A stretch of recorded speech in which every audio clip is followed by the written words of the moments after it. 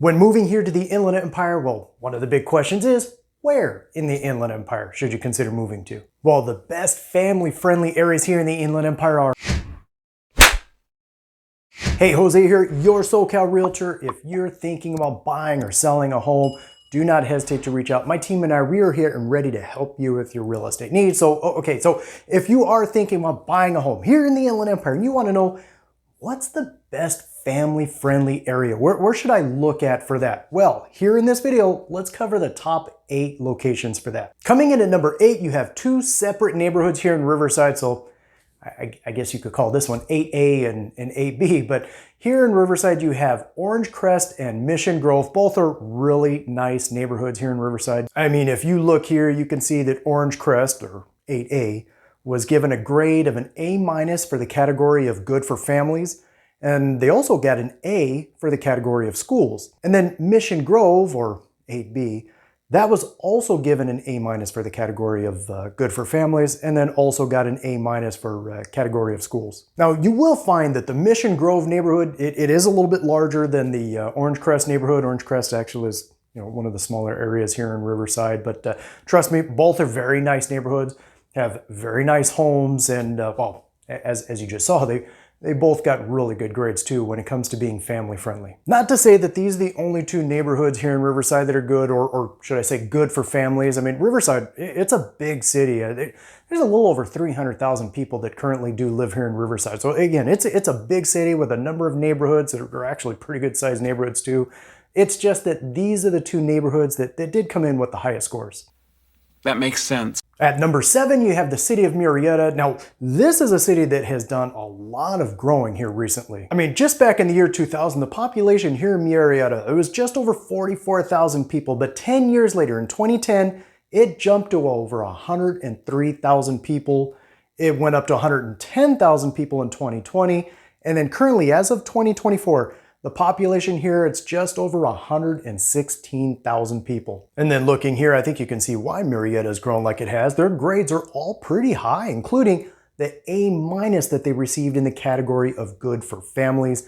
And well, as you can see, they also received an A for their public schools. So yeah, it is obviously a growing city, but as you just saw, according to the reviews, it's still a really good location for families. Right next door, coming in at number 6, is the city of Temecula, and another city that's definitely seen a lot of growth here over the last recent years. In fact, actually, according to the most recent census data, there's currently a little over 113,000 people that are living here in Temecula, so definitely a popular spot, and not very surprising. I mean, with the beautiful homes that are here, with all the shopping, the wineries that are here, golf, there's even a casino here. My point is just, there's a lot here. Temecula definitely has a lot to offer. But as for the family-friendly question, well, when we look here at the grades Temecula received, just like Murrieta, they received an A- in the category of good for families, and they also got an A in the category of public schools. Also, if you look here, Temecula was actually rated number 2 in best places to live in all of Riverside County. At number 5, you have the city of Rancho Cucamonga. And from my personal experience, definitely a pretty popular city, and honestly, a very populated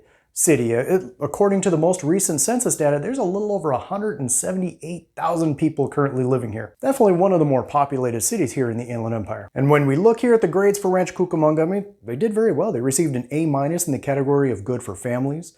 They got an A for public schools. However, Rancho Cucamonga, it is one of the 3 cities on this list that's tied with the lowest grades when it comes to cost of living, coming in with a D+. There's a number of reasons that will pull people into Rancho Cucamonga, from the homes that are here, the neighborhoods, to the proximity to everything. I mean, you have 3 different freeways here. There's the Victoria Gardens Mall here. In fact, actually right next door is the Ontario Mills Mall. And also right next door, you have the Cucamonga-Guasti Regional Park. There's the Ontario Airport. Multiple parks that are here in Rancho Cucamonga. So much to do and so little time. There's a number of reasons why people have chosen to call Rancho Cucamonga home. But being the 5th family-friendliest city here in the Inland Empire certainly doesn't hurt. Just off to the eastern edge of the Inland Empire, coming in at number 4, is the city of Redlands, which it is a smaller city than the last few we have covered so far on this list. In fact, the most recent census data shows there's only about 73,000 people that are currently living here. But looking here at the grades for the city of Redlands, they received an A- in the category of good for families, and they received an A for the public schools. And besides just the homes that are here, in fact, actually some of them are kind of neat, some of them are kind of historic homes, but besides the homes that are here in Redlands, besides the neighborhoods also here in Redlands, you have the University of Redlands, which was recently ranked number 7 in Regional Universities West by US News and World Report. Real quick, before we get to the top 3 on this list, if there's a city or a neighborhood that you feel, hey, Jose, I mean, that one should have made the list, but it didn't, do me a favor if you would and let us know about that in the comments below. Right next door to Redlands, coming in at number 3, is the city of Loma Linda. Definitely a much smaller city. In fact, Loma Linda, the population here currently, it's only about 24,000 people. Yeah, hands down, this is the smallest city in terms of population that's on this list. Looking at the grades here for Loma Linda, they obviously did very well. In fact, they received an A- in the category of good for families, and they also got an A for their public schools. Interesting thing about Loma Linda is that Loma Linda is one of 5 recognized blue zone cities in the entire world, and it's the only recognized blue zone city here in the United States. I have no idea what that means. Blue zones are recognized as regions throughout the world where people live longer and healthier, essentially outliving and surpassing the average lifespan. Pretty cool, right? I mean, I don't know why that would be. I don't know why a blue zone would be like that, but if you know, do me a favor, tell us why in the comments below. Next, at number 2, you have the city of Eastville, and while Eastville is not necessarily the smallest, it's also not the largest city here in the Inland Empire. In fact, recent data shows there's only about 72,000 people that do live here. Not to mention it's one of the newest cities here in the Inland Empire.